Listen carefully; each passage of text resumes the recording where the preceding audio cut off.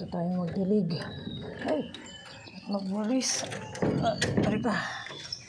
Sa labas. Okay. Walis na kami. Nakadilig na rin. Ayan. Itong aso ko gustong lumabas. Bawal ka lumabas. Ayan. Oy, talaga naman. Bakit nandito ito?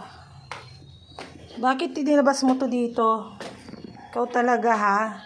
Lahat ng mga throw pillow nasa sahig. Ha?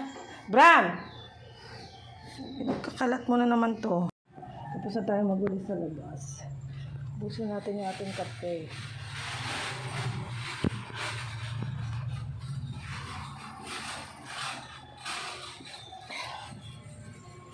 Mainit na, my God.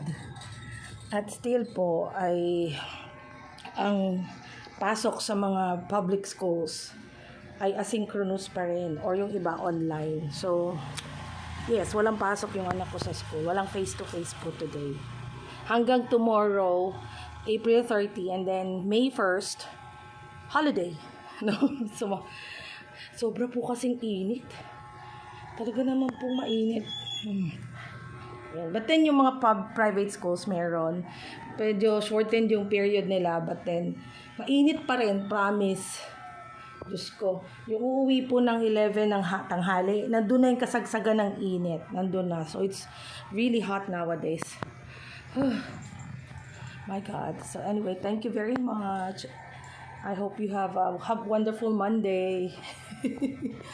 And, of course, mayroon palang ano din ngayon.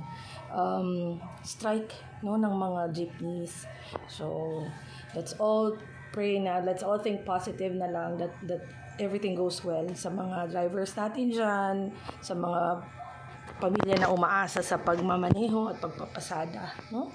So sana maayos yung problema natin yan sa mga sasakyan, sa mga jeep natin. So, alam nyo, kailangan natin ng jeep kasi yan yung one of the main transportation ng mga means ng ating mga tao, mga kababayan, kami. Or ako, hindi naman ako talaga nagta-travel or nagpupunta sa office. But then, ramdam ko yan kasi I used to work ng malayo. Talagang kailangan yung transportation, yung ating, maliban sa traffic na, yung sasakyan pa, kulang pa, no? So, sana maayos ng kung sino man ang dapat na mamahala sa pagpapaayos niya. So anyway, today is Monday. I hope everything goes well with everybody. Thank you very much.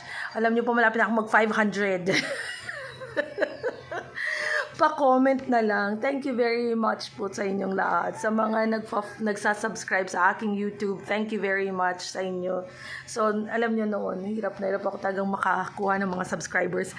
But then, ngayon, parang kahit pa paano, padagdag na siya ng padagdag. Hindi siya nasi-zero sa a week. Kaya parang every month, mula January, kasi maliit lang to for the past years, maliit lang talaga yung subscribers ko. Kukunti lang. But now, parang every month, hindi na siya bumababa ng 20 na madagdag. So, salamat naman. So, hopefully, makadami talaga ako. Thank you!